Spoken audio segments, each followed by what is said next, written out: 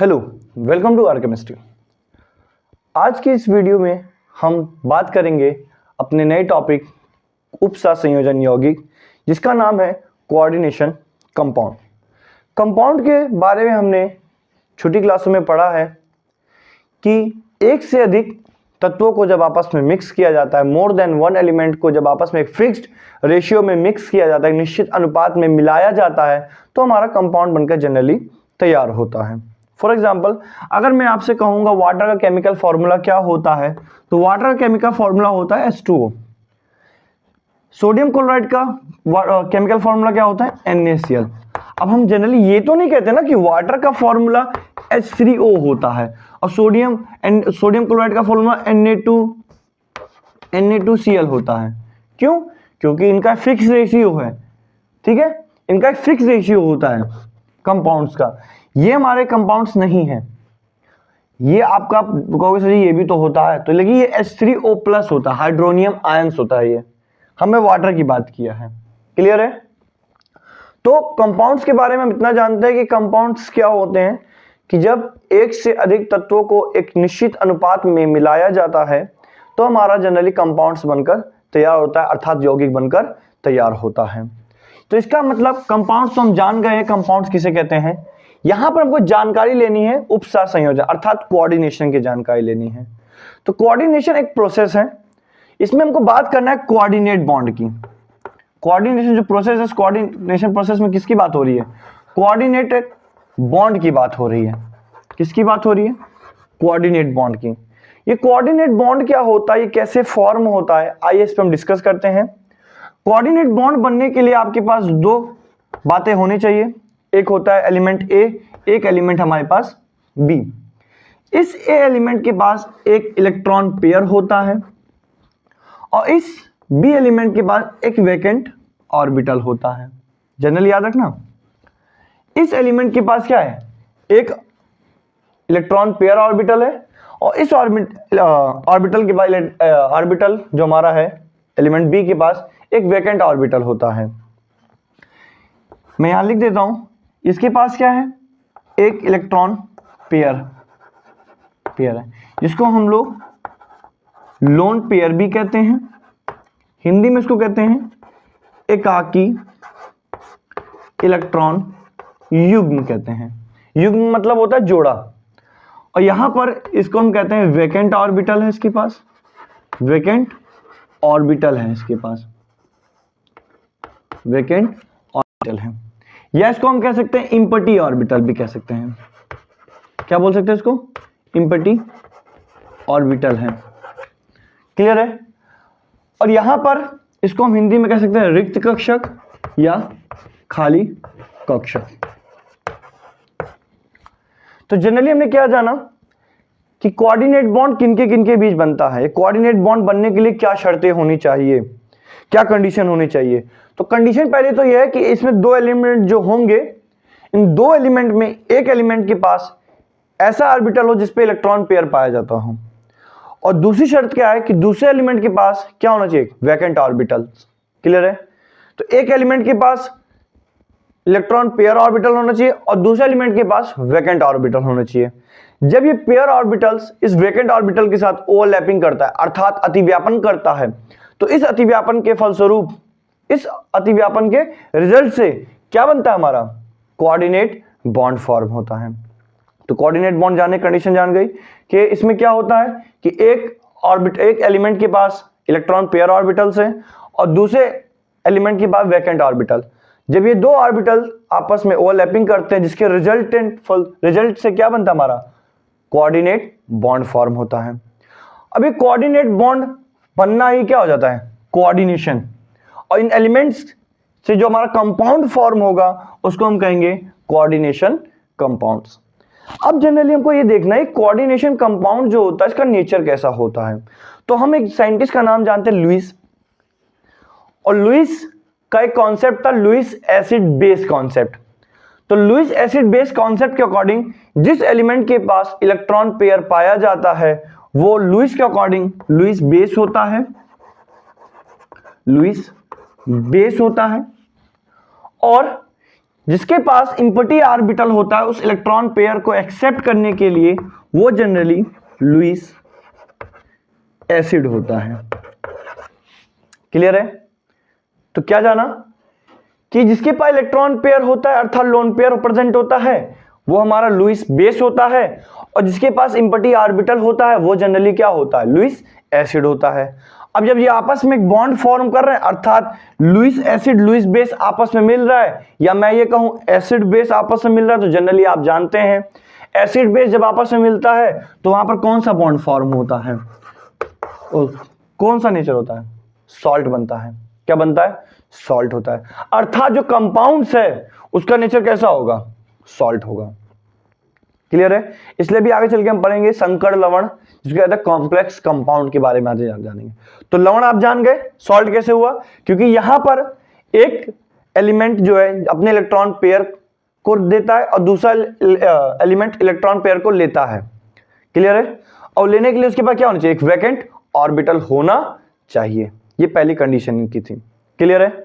अब जनरली हम जानेंगे कि काफी लोग कहते हैं कि कोऑर्डिनेट बॉन्ड एक प्रकार का कोवैलेंट बॉन्ड भी होता है, और अगर हम कोऑर्डिनेट बॉन्ड को एक प्रकार का कोवैलेंट बॉन्ड मानते भी हैं तो इसमें क्या समानता है, क्या सिमिलरिटी है और क्या इन दोनों में डिफरेंट है।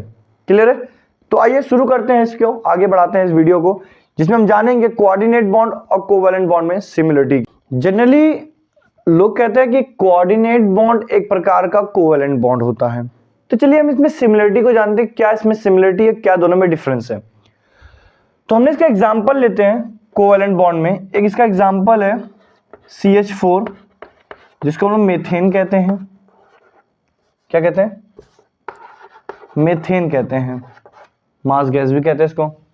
और इसमें एक एग्जांपल ले लिया हमने कोऑर्डिनेट में NiCl4 2- आयन। अब यहां पर जो CH4 में कौन सा बॉन्ड है? CH बॉन्ड है, और यहां पर कौन सा बॉन्ड है? NiCl बॉन्ड है। तो जनरली CH बॉन्ड में भी यहां जो बॉन्ड बन रहा है, यहां पर बॉन्ड जानते हैं इलेक्ट्रॉन की शेयरिंग से बन रहा है, तो इसका मतलब यहां भी इलेक्ट्रॉन की शेयरिंग हो रही है और यहां भी इलेक्ट्रॉन शेयरिंग हो रही है। ये तो पहले सिमिलरिटी होगी कि चाहे कोवैलेंट बॉन्ड हो चाहे कोऑर्डिनेट बॉन्ड हो, दोनों में इलेक्ट्रॉन की शेयरिंग होती है। अब जनरली जानते हैं ये जो कार्बन है, और कार्बन जनरली आप जानते हो कार्बन क्या होता है? नॉन मेटल होता है, हम लोग जानते हैं। और जो हाइड्रोजन होता है ये भी मेरा क्या होता है? नॉन मेटल होता है। लेकिन कोऑर्डिनेट बॉन्ड में, उपसहसंयोजक बॉन्ड में, हमारा जो निकिल होता है ये मेटल होता है। भी कैसा मेटल? ट्रांजिशन मेटल होता है। ट्रांजिशन मेटल के लिए मैंने अपना डी ब्लॉग में एक अच्छी वीडियो डाली है, ट्रांजिशन मेटल किसे कहते हैं, वहां पे जाके आप वीडियो को जरूर देखिएगा। और जो दूसरा ये मेरा क्या होता है? क्लोरीन, नॉन मेटल है। इसका मतलब एक डिफरेंस दोनों में निकल के आया। एक में सिमिलरिटी क्या है कि इलेक्ट्रॉन की शेयरिंग कोवैलेंट बॉन्ड में भी होती है और इलेक्ट्रॉन की शेयरिंग कोऑर्डिनेट बॉन्ड में भी होती है। ठीक है, अच्छी बात है। लेकिन कोवैलेंट बॉन्ड में जो दो एलिमेंट्स आपस में जो इलेक्ट्रॉन की शेयरिंग कर रहे हैं ये दोनों ही नॉन मेटल है, और यहां पर कोऑर्डिनेट बॉन्ड में जो दो एलिमेंट इलेक्ट्रॉन की शेयरिंग कर रहे हैं यहां पर कोऑर्डिनेट बॉन्ड है। क्लियर है? अब यहां पर जो इलेक्ट्रॉन की शेयरिंग हो रही है कार्बन और हाइड्रोजन के बीच में, द मोस्ट इंपॉर्टेंट बात बताने जा रहा हूं कि कार्बन और हाइड्रोजन ये दोनों ही नॉन मेटल है, और दोनों ही नॉन मेटल जब इलेक्ट्रॉन की शेयरिंग करते हैं, अर्थात जब नॉन मेटल इलेक्ट्रॉन की शेयरिंग करते हैं, वो इलेक्ट्रॉन की शेयरिंग अपने ऑक्टेट को कंप्लीट करने के लिए करते हैं। किसको कंप्लीट करने के लिए करते हैं? अपने ऑक्टेट को कंप्लीट करने के लिए करते हैं। क्लियर है? क्या कहा? कोवैलेंट बॉन्ड में जो दो नॉन मेटल एटम है वो इलेक्ट्रॉन की शेयरिंग किसके लिए कर रहे हैं? अपने ऑक्टेट को कंप्लीट करने के लिए, अर्थात अपने अष्टक को पूर्ण करने के लिए वो इलेक्ट्रॉन को शेयरिंग करते हैं। फिर अभी आप भी ये कहोगे कि सर यहां भी तो इलेक्ट्रॉन की शेयरिंग हो रही है।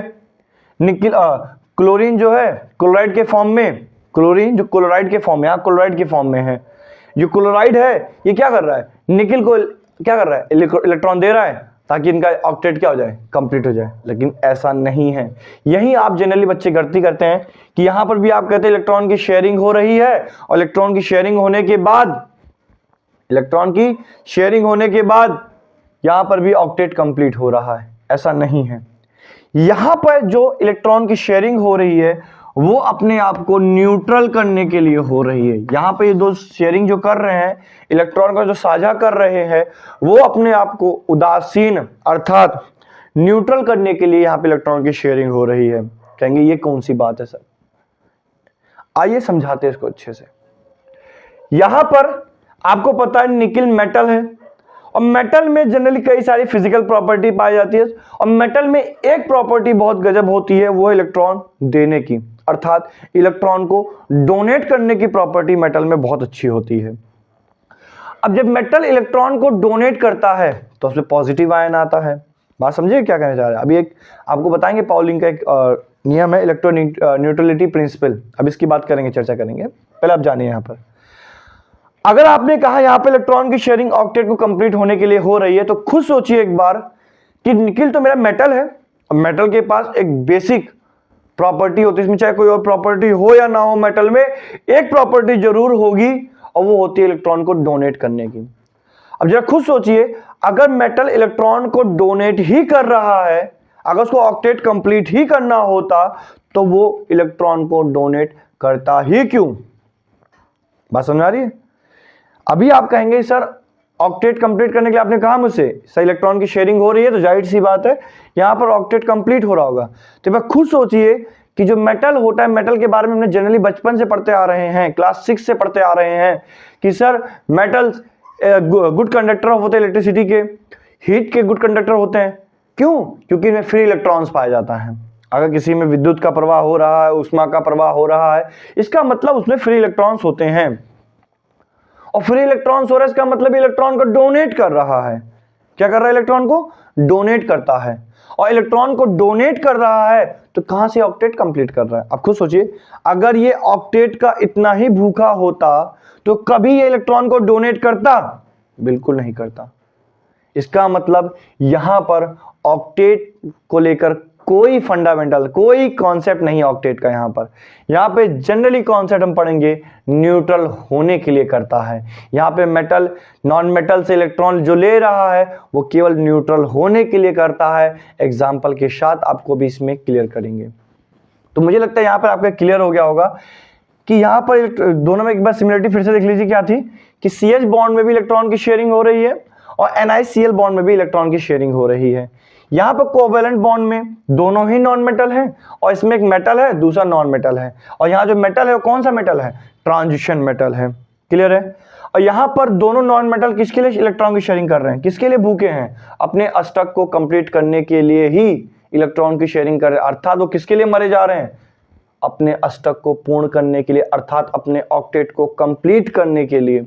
और यहां पर ऐसा कुछ नहीं है, यहां पर इलेक्ट्रॉन की शेयरिंग वो अपने आप को न्यूट्रल करने के लिए की जा रही है। आइए इस पे और अच्छे से प्रकाश डालते हैं, इस पे और अच्छे से हम क्लियर करते हैं कि न्यूट्रल कैसे होता है। अभी तक हम लोगों ने जाना कि कोवैलेंट और कोऑर्डिनेट बॉन्ड में क्या सिमिलरिटी होती है और क्या दोनों में डिफरेंस होता है, इसके बारे में हम लोगों ने जानकारी ली। अब हमने एक बात हमको देखना है कि कोऑर्डिनेट बॉन्ड में जो इलेक्ट्रॉन की शेयरिंग होती है दो बीच में, इसमें से एक मेटल होता है और दूसरा नॉन मेटल होता है। ये दोनों जब इलेक्ट्रॉन की शेयरिंग करते हैं और शेयरिंग के फलस्वरूप वो क्या हो जाते हैं? न्यूट्रल होते हैं। तो न्यूट्रल का कॉन्सेप्ट क्या है, इसके बारे में थोड़ा हम चर्चा करेंगे। आइए इसको चर्चा करते हैं, शुरू करते हैं अपना। ये न्यूट्रल क्यों होते हैं? एक साइंटिस्ट थे जिनका नाम था पाउलिंग। क्या नाम था? पाउलिंग। पाउलिंग एक साइंटिस्ट थे, उन्होंने अपना एक कॉन्सेप्ट दिया था जिसको हम कहते हैं इलेक्ट्रो न्यूट्रलिटी प्रिंसिपल। पाउलिंग ने एक सिद्धांत दिया था जिसको इलेक्ट्रो न्यूट्रलिटी प्रिंसिपल कहते हैं। इस कॉन्सेप्ट के अकॉर्डिंग पाउली ने कहा कि जो मेटल है वो नॉन मेटल से तब तक कोऑर्डिनेट बॉन्ड बनाता है जब तक उस मेटल का रियल चार्ज क्या ना हो जाए, जीरो या लगभग जीरो के बराबर नहीं हो जाता। ये बात किसने कही थी? पाउलिंग ने। पाउलिंग ने क्या कहा था कि मेटल नॉन मेटल से, यहां पे जो मेटल मैं बोल रहा हूं ये मेटल ट्रांजिशन मेटल की बात कर रहे हैं। अभी हम किसकी बात कर रहे हैं? Transition metal. Transition metal means D block के एलिमेंट्स की हम बात कर रहे हैं।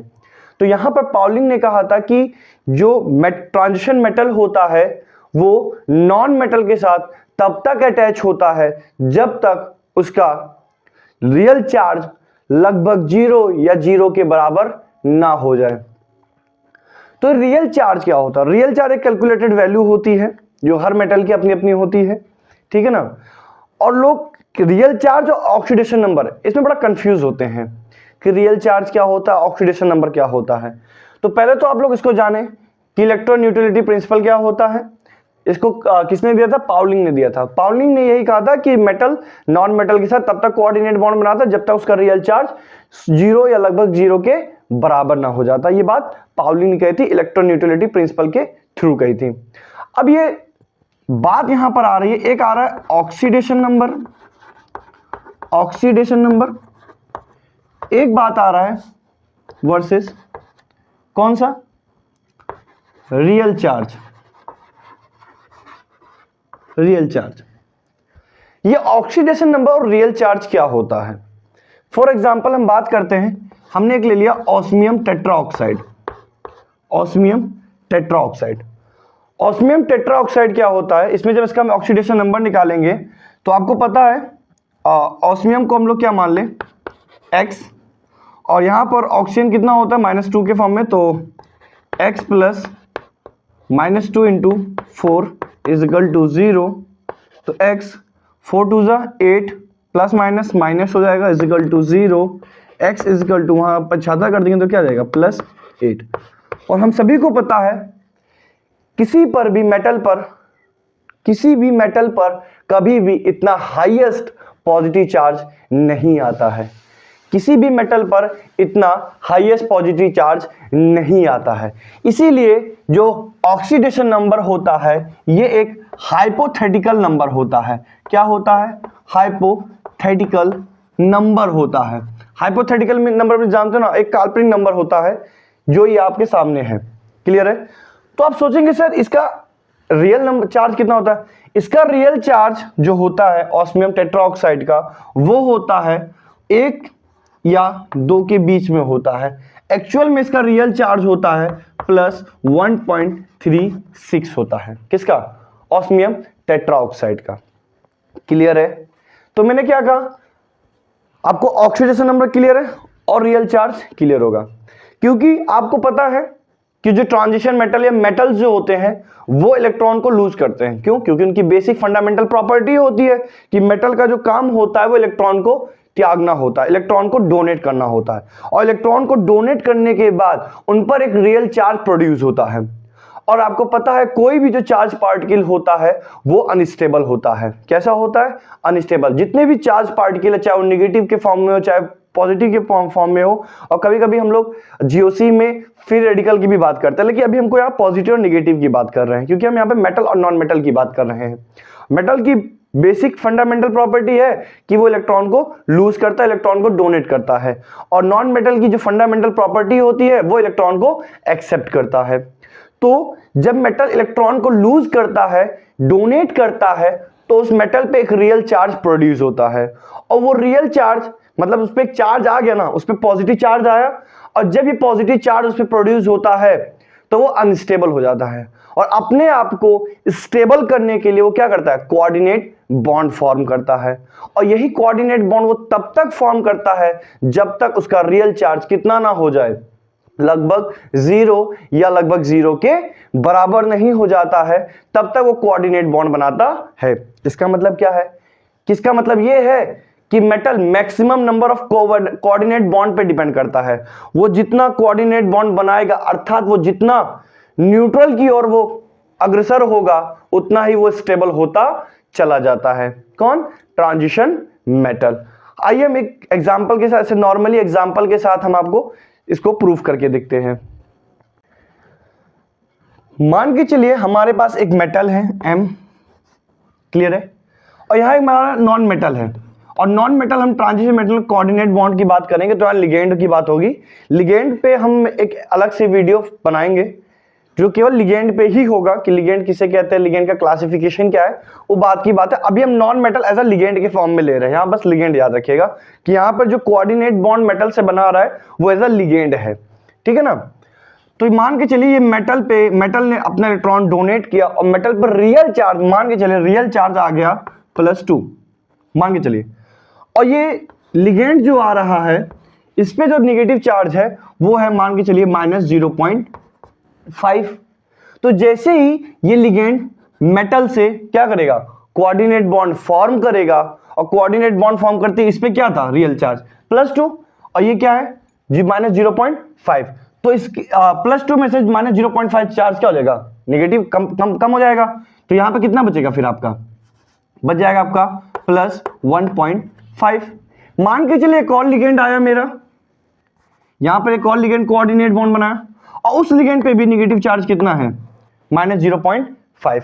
तो एक बार और जुड़ गया तो इसका मतलब इस पे अब रियल चार्ज कितना बचा आपका, +1 बचा। एक और आया तो ये कितना बना लिया आपका, ये भी लेके आया -0.5 लेके आया, तो इस पे और रियल चार्ज कम हुए, कितना हो गया +0.5। और एक और लिगेंड आ गया, ये भी -0.5 है, तब इसका रियल चार्ज कंप्लीट कितना हो गया, 0। इसका मतलब मेटल ने लिगेंड के साथ तब तक कोऑर्डिनेट बॉन्ड फॉर्म किया जब तक उस मेटल का रियल चार्ज कितना नहीं हो गया, 0। तो यहां पर जो हम पढ़ते हैं एक एग्जांपल के थ्रू हम जानते हैं FeCN का होल 6, यहां पर 2- या 3- कर लो, वो इसके ऑक्सीडेटिव स्टेट पे डिपेंड करेगा। ऑक्सीडेटिव स्टेट जैसे इसकी बदलेगी वैसे वैसे इसका ये बाहर वाला चार्ज भी क्या हो जाएगा, चेंज हो जाएगा, और ऑक्सीडेशन नंबर अलग है, ठीक है ना। Oxidation as a hypothetical number है, हम केवल बात इसकी रियल चार्ज की करते हैं। हमने यहां बात किया कि जो Fe है, Fe यहां पे कितने साइनाइड के साथ जुड़ रहा है, कितने, 6 साइनाइड के साथ जुड़ रहा है Fe। इसका मतलब ये 6 ही के साथ क्यों जुड़ रहा है, इसका मतलब क्या, यहां पर 6 साइनाइड ने, किसने, 6 साइनाइड आयन ने Fe का रियल चार्ज लगभग 0 या अप्रॉक्स 0 कर दिया होगा। लेकिन अगर कहो कि सर FeCN के साथ 5 बनाए कोऑर्डिनेट बॉन्ड, तो क्या पॉसिबल होगा, बिल्कुल नहीं होगा, क्योंकि वो कितना कोऑर्डिनेट बॉन्ड पे, कितने साइनाइड के साथ उसका रियल चार्ज 0 हो जा रहा है, 6 पर। लेकिन अगर आप 5 कर दोगे, जैसे मैंने कहा यहां से अगर मैं एक हटा दूं तो अभी भी इसके पास चार्ज कितना रहेगा, +0.5 रहेगा। और जब कुछ ना कुछ चार्ज इसके पास है, इसका मतलब ये अब अनस्टेबल है, क्योंकि इसका चार्ज अभी भी कुछ ना कुछ है। और चार्ज जब कुछ होगा इसका, तो चार्ज होने पर वो कोई भी charge particle, any charge particle क्या होता है, अनस्टेबल होता है, तो ये अनस्टेबल हो जाएगा। इसका मतलब ये फिक्स है। कुछ लोग ये जो दिख रहा है यहां पर 6 नंबर, ये कोऑर्डिनेशन नंबर होता है। कोऑर्डिनेशन नंबर क्या होता है कि नॉन लिगेंड द्वारा मेटल से कितना कोऑर्डिनेट बॉन्ड बनाया गया है, ठीक है, तो ये फिक्स होता है। कुछ लोग उसको वैलेंसी बताते हैं, तो मैंने आपको बता दिया है मेटल का, ट्रांजिशन मेटल का लिगेंड वैलेंसी से कोई लेना देना नहीं है। ये कोऑर्डिनेशन नंबर होता है जो फिक्स होता है हर मेटल का। अब इसका भी फिक्स है कि Fe 6 साइनाइड के साथ जुड़ के क्या हो गया, इसका रियल चार्ज क्या हो गया होगा, 0 या लगभग 0 के बराबर हो गया होगा। क्लियर है। अब कोई कहे सर हम क्यों ना इसको 7 कर दें, कोई दिक्कत नहीं, आप 7 कर दो। लेकिन अगर मैं यहीं पे आपको समझा दूं, 4 पे जब 4 लिगेंड जुड़ा था तो उसका रियल चार्ज कितना हो गया था, अप्रॉक्स 0। लेकिन अगर मैं 5वां लिगेंड इसके साथ जोड़ दूं, 5वां लिगेंड जोड़ दूं, तो आपको पता है अब ये न्यूट्रल हो चुका था, ये मेटल क्या हो चुका था, न्यूट्रल हो चुका था। लेकिन जैसे ही आपने 5वां लिगेंड उसके साथ जोड़ा तो क्या हो गया, उस मेटल पे नेगेटिव आयंस आना शुरू हो गया, क्या आना शुरू हो गया, और नेगेटिव आयन मेटल का कोई भी पूर्वज, मेटल का पप्पा या मेटल का बड़े पप्पा कभी भी उन पे नेगेटिव चार्ज नहीं आ सकता है, क्योंकि मेटल की बेसिक फंडामेंटल प्रॉपर्टी यही होती है कि वो इलेक्ट्रॉन को डोनेट करता है और डोनेट करने के बाद वो क्या हो जाता है, पॉजिटिव होता है। लेकिन अगर आप एक्स्ट्रा लिगेंड उसको जोड़ेंगे, जब वो न्यूट्रल 4 तक वो न्यूट्रल हो चुका है, लेकिन अगर आप एक्स्ट्रा लिगेंड उसको जोड़ेंगे तो एक्स्ट्रा लिगेंड जुड़ने पे क्या हो जाएगा, उस पे नेगेटिव आयन फॉर्म हो जाएगा, और नेगेटिव आयन फॉर्म होते ही वो फिर से अनस्टेबल हो जाएगा। इसलिए हर मेटल का एक रियल चार्ज होता है, उस रियल चार्ज को क्या करने के लिए, न्यूट्रल करने के लिए वो नॉन मेटल अर्थात लिगेंड से कोऑर्डिनेट बॉन्ड तब तक फॉर्म करता है जब तक उस मेटल का रियल चार्ज 0 या अप्रॉक्स 0 के बराबर ना हो जाए। क्लियर है? यही पाउलिंग का इलेक्ट्रो न्यूट्रलिटी प्रिंसिपल होता है। काफी बोर्ड वाले बच्चे जो होते हैं, जो क्लास 12th के बोर्ड एग्जाम दे रहे होते हैं, वो इस कोऑर्डिनेशन नंबर को वो ज्यादातर बैलेंसी के बोलते हैं, और ये बैलेंसी नहीं है। मेटल का बैलेंसी से कोई लेना देना नहीं है, मेटल का बैलेंसी से कोई लेना देना नहीं है। क्लियर है? तो ये किसके लिए होता है?